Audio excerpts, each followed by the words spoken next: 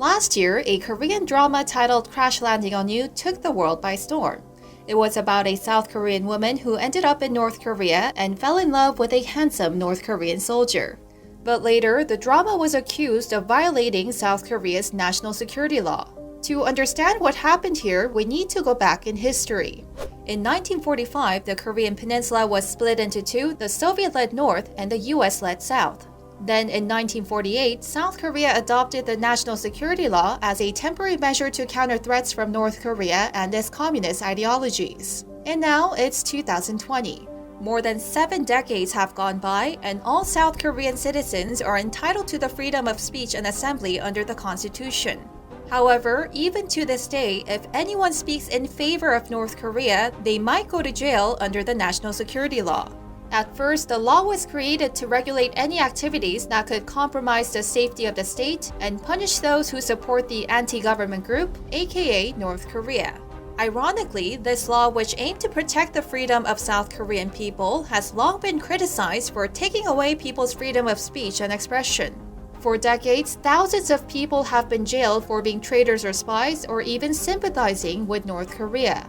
Some critics have said the law is a relic of the Cold War that should be revised or repealed.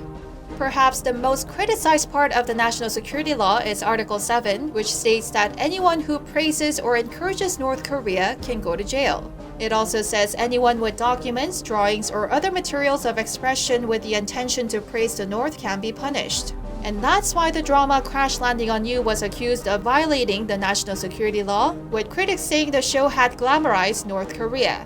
They also said the drama portrayed North Korean soldiers in a peaceful way, when in reality, North Korea still remains the enemy of the state. Although the case is unlikely to be prosecuted as the drama is completely fictional, it did bring up the need to revise the law that's more than 70 years old. In October, Democratic lawmakers proposed a bill to get rid of Article 7 of the National Security Law.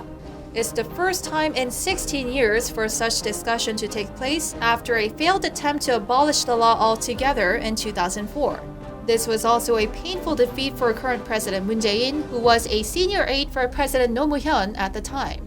Supporters of the bill say times have changed and the South Korean society has become much more mature as people worked hard to achieve peace through democracy. They say Korean citizens are smart enough to make their own judgments and should have the freedom to express and acquire all sorts of information. However, not everyone is on the same boat. Conservative lawmakers have often criticized the current government of overly embracing North Korea and said the national security law must be enforced as the two Koreas still remain technically at war.